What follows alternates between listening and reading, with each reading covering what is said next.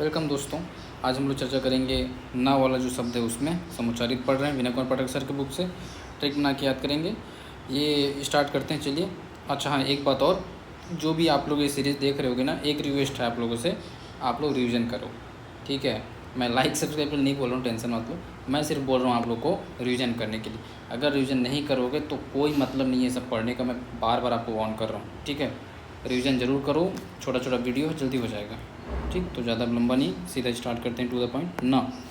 न में एक है नगण्य और एक है नगण्य। देखो नगण्य तो सिंपल समझ आ रहा है कि वो गिनने वाले जो जिसे गिना मतलब जो गिनने लायक ना हो, नगण्य है बिल्कुल। जो गणना में ना आ सके, तुच्छ है, हे है, उसे नगण्य बोलते। अब एक नगण्य वर्ड है, ये क्या होता है थोड़ा देख लें क्या। नगण्य मतलब होता है एक गण जिसमें तीनों अक्षर लघु होते हैं। अच्छा, ये जो एक गण जो बोला जा रहा है ना, क्या आप लोग अगर छंद पढ़े होगे तो या माता राज भान सलगा, तो ये हम लोग को ट्रिक बताए थे सर। जो है ये जो छंद होता है ना, उसको याद करने का ट्रिक है। या माता राज भान सलगा, तो 1 2 3 4 5 6 7, ये सातों जो है 7 वर्ण होते हैं छंद में। थोड़ा सुन लो, बेसिक है। तो इसमें फिर जो ये य वर्ण, म वर्ण, त वर्ण, रा वर्ण, ज वर्ण, ये न वर्ण, तो ऐसा वाला है न गण, ठीक है। तो एक गण है जो सप्त गण है उसमें से। ओके, चलो अब देखते हैं दूसरा। एक है नंदी, एक है नंदी। देखो नंदी जो बड़ा दी वाला है ना, ये तो भगवान शिव का वाहन हो जाएगा, ठीक है।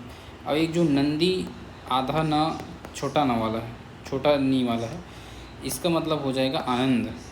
नंदी आनंद, ठीक है। कैसे याद करोगे इसको जी? कुछ बनाए ट्रिक विक?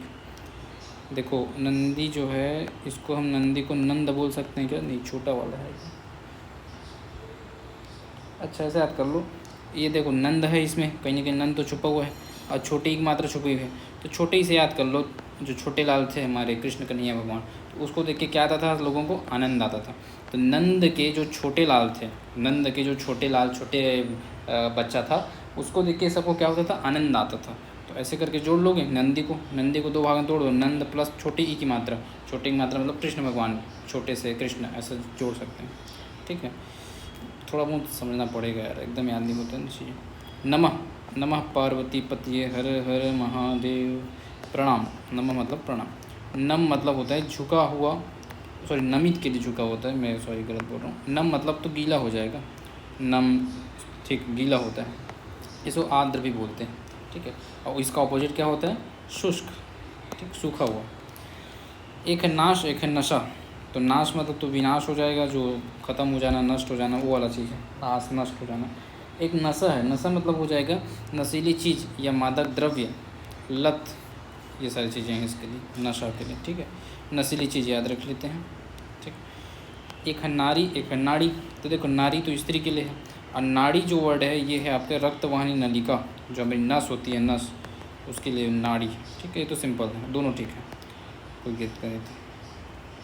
ये नंदी जो छोटा वाला है ये थोड़ा स्पेशल, इसको याद रखना पड़ेगा, बाकी ठीक है सब। नकाम और ना काम, देखो न काम है, एक है ना काम, बड़ा ना छोटा ना। तो जो छोटा ना होता है न काम, उसका मतलब होता है पर्याप्त, काफ़ी। न काम है मतलब क्या है भाई? पर्याप्त है, ओके, ठीक है। आगे देखेंगे, कुछ जोड़ेंगे तो ठीक। ना काम मतलब जिसमें काम नहीं है बिल्कुल भी, तो असफल के लिए बोलते हैं, ओके, ठीक है। देखो पहली वर्ड आप क्या पढ़ रहे हो? ना, मतलब आ की मात्रा है ना वाला। तो ना पहले से बोल दोगे काम के लिए, तो तुम असफल होगे कि सफल होगे? बताओ मेरे को। असफल हो गए, ठीक है।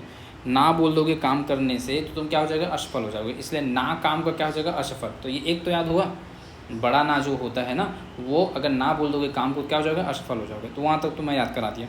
अब छोटा ना वाला देख लो, छोटा ना और काम, ठीक है। तो अगर याद कर पाओ कि न एक पर्याप्त वाला है, काफ़ी वाला है, तो ऐसे याद हो जाएगा, क्योंकि बड़ा वाला तो मैं बता दिया।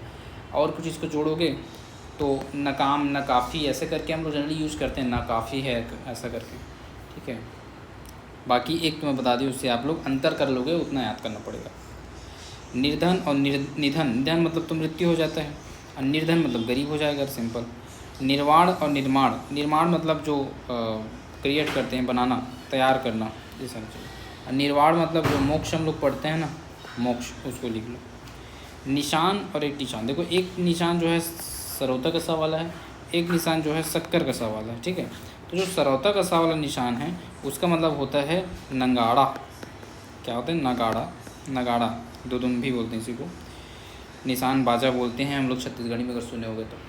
एक निशान जो है शक्कर कसा वाला निशान है, तो ये चिन्ह के लिए होता है, चिन्ह के लिए, आधा है ना, ठीक, चिन्ह।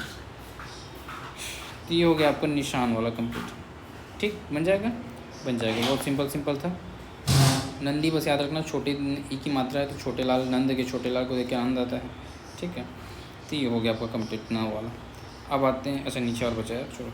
निवृत्त और निवृत्त, देखो एक में क्या है, एक में सिंपल त बस है, एक में त आधा त और पूरा त दोनों है। तो देखो जहाँ पर सिंपल त बस है निवृत्त, तो उसका मतलब होता है ओढ़नी, ओके। और निवृत्त मतलब जहाँ आधा त और पूरा त हुआ, उसका मतलब होता है लौटा हुआ, जो लौट आया हो, निवृत्त होके आया हुआ, ऐसा लौटा हुआ, ठीक है। आधा त है उसमें लौटा हुआ, तो सिंपल निवृत्त बस है तो क्या हो जाएगा? ओढ़नी। अच्छा ऐसे याद कर लो, ओढ़नी से लड़कियां क्या बना रही, वृत्त बना रही, वृत्त, तो उससे याद हो जाएगा निवृत्त, ठीक है। अब ये वृत्त आधा त भी है तो वो लौटा हुआ के लिए, ठीक, आधा त फिर पूरा त, इसलिए लौटा हुआ। निष्क्रय और निष्क्रिय, देखो निष्क्रय मतलब होता है खरीद, या क्रय, सिंपल सा। निष्क्रय मतलब क्रय, एक लाइन में, ठीक। निष्क्रय मतलब क्या हो जाएगा? क्रय। अब निष्क्रिय मतलब क्या हो जाएगा? निष्क्रिय मतलब जैसे आप समझ गए होंगे, निष्क्रिय मतलब कोई काम ना करने वाला, कोई काम ना करने वाला उसे बोलते हैं निष्क्रिय, ठीक है। और निष्क्रय मतलब क्रय ही है। एक निष्पंद, एक है निष्पद। देखो निष्पंद बीच में ना है, निष्पंद उसका मतलब होता है गतिहीन। क्या होता है जी? गतिहीन, उसके लिए यूज होता है निष्पंद। एक निष्पद है, निष्पद मतलब होता है जिसके चरण ना हो। पद मतलब क्या होता है? पैर, पद मतलब पैर, तो निष्पद मतलब जिसके पैर नहीं हैं, जिसके चरण ना हो, ठीक है। और निष्पंद मतलब होता है गतिहीन, इसको याद रखना पड़ेगा आप लोग को। निष्पंद मतलब गतिहीन। नीर मतलब हो जाएगा पानी, और नीड़ मतलब घोंसला, सिंपल है। तो अब यहाँ देखो, एक नयंक है, एक नयंग है, एक क वाला था, एक नयंकु है, ठीक। अब देखते हैं तीनों को कुछ जोड़ के पढ़ते हैं, ट्राई होगा याद हो जाए। नयंक का वाला पहले देखते हैं। रथ का एक विशेष अंग को बोलते हैं नयंक, ओके, रथ वाला है ये, ठीक है। रथ का भाग है एक टाइप से, रथ का भाग। नयंग ग वाला क्या के लिए है? ग है चिन्ह भेद प्रकार के लिए, तो नयंग मतलब चलो मान लो चिन्ह के लिए। नयंकु ये 12 सिंगा एक मुनि के लिए यूज होता है। 12 सिंगा याद कर लो, चलो 12 सिंगा, ठीक। तो चलो याद करते हैं इसको। जो क वाला है वो किसके लिए भाई? रथ के भाग के लिए। तो देखो रथ का भाग का ये वैसे भी यूज कर रहे हो, रथ का भाग, तो क वाला जो है रथ का भाग के लिए, ठीक है। और कुछ याद करो, क से कर्ण याद रहे, कर्ण से रथ याद हो जाएगा, रथ का भाग है, जोड़ लेना भाई। नयंक आगे में पूरा नय या की मात्रा सेम है ना, उसको जरूरत नहीं है, बस पीछे का क ग और कु याद रखना है। तो क से कर्ण याद रखो, कर्ण याद रहेगा तो रथ हाथ में याद रहेगा, तो रथ का एक भाग हो गया नयंक। ग वाले में आते हैं नयंक के लिए, तो ग वाला जो है इसके लिए अपन याद करते हैं चिन्ह के लिए, चिन्ह। गणेश के ग, गणेश भगवान का चिन्ह लगवा दें क्या इसमें? गणेश भगवान का चिन्ह लगा दो तो चलो, ठीक है। और नयंकु, कु के लिए 12 सिंगा, 12 सिंगा, ठीक है। तो कु से कुत्ता याद रख लो कुत्ते किसके पीछे दौड़े हुए हैं? 12 सिंगा पीछे दौड़े हुए हैं, ऐसे याद करो। या कुत्ते के 12 सिंग हैं, ऐसे उल्टा पुल्टा सोच लो ताकि याद रहता है। कुत्ते सोच लो, उसके 12 सिंग निकाल दो तो याद रहेगा नयंकु जो है 12 सिंग वगैरह करके, ठीक। तो मैंने उल्टा पुल्टा कुछ भी याद कराने की कोशिश की आपको ताकि याद रहे। तो चलो हम अब बिना देखे बताओ, क वाला किसके लिए है? क से याद करो कौन था? नयंक मतलब क्या हो जाएगा? और नयंग मतलब ग वाला, और नयंकु, चलो तीनों को फटाफट बताओ तुम 2 मिनट में। नयंक क वाला क्या हो जाएगा? कर्ण के लिए। कर्ण मतलब क्या के लिए भाई? रथ के लिए, रथ का एक भाग हो गया, पहुँच गए क से, कर्ण से। नयंग ग है तो क्या हो गया? ग है जो ग से गणेश भगवान, गणेश भगवान का चिन्ह है तो चिन्ह हो गया, सिंपल। नयंकु, कु से क्या हो गया? कुत्ता बताया था, कु से कुकुर या कुत्ता याद कर लो। और कुत्ता कितने सिंह हैं? 12 सिंह हैं, तो यहाँ से 12 सिंह पहुँच जाओगे। ऐसे ही पढ़ा जाता है उटपटांग तरीके से ताकि याद रहता है लंबा, ठीक है। ऐसे रटोगे तो कभी याद नहीं होगा। चलो प में आते हैं। अब प से पहला है, आज कितना टाइम हो गया देख लो, 1 मिनट, हाँ तो अभी 2 मिनट और पढ़ सकते हैं, ज़्यादा नहीं। प के लिए देखते हैं, एक है पढ़ना और एक है पढ़ना। तो नीचे वाला जो पढ़ना है, जो हम लोग कर रहे हैं, पढ़ाई करना, अध्ययन करना, ठीक है। एक ऊपर में पढ़ना, पढ़ना तो गिर पढ़ना बोलते नहीं है, तो ये वाले गिरना, पढ़ना गिरना एक ही बात है, ठीक। गिरना, पढ़ना क्या हो जाएगा, गिरना, ठीक है। एक है पति, तो ये तो पति मतलब हो जाएगा आपके जो स्वामी होते हैं वो हो जाएगा। एक पत्ती, आधा ता फिर ती, तो इसके लिए हो जाएगा पैदल चलने वाले यात्री को बोलते हैं पत्ती, ये थोड़ा स्पेशल है, ऐसे याद कर लो भाई। पति जो होता है, पति वो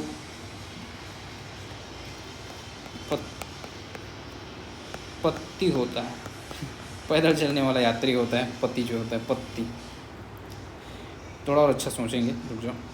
पत्री और पत्ती, अब ये जो पत्ती वाला है ये तो पेड़ पौधे की जो बहुत छोटा पत्ता होता है उसे बोलते हैं पत्ती, पत्ती यूज भी करते हैं गाँव में।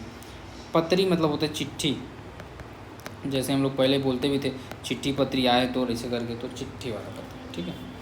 पद्म और पद्य, देखो एक पद्म मतलब होता है आपका कमल, पद्मासन विराजन ऐसा करके बोलते हैं ना लक्ष्मी माता को, तो वही है कमल, ठीक है, कमल के लिए। अब पद्य, पद्य मतलब हो जाएगा कविता, गद्य पद्य ये सब सुनते हो ना, वही वाला। तो पद्य मतलब कविता हो गया, पद्म मतलब हो जाएगा कमल, ठीक है। माँ वैसे भी है तो कमल याद रहेगा, ऐसे जोड़ सकते हैं।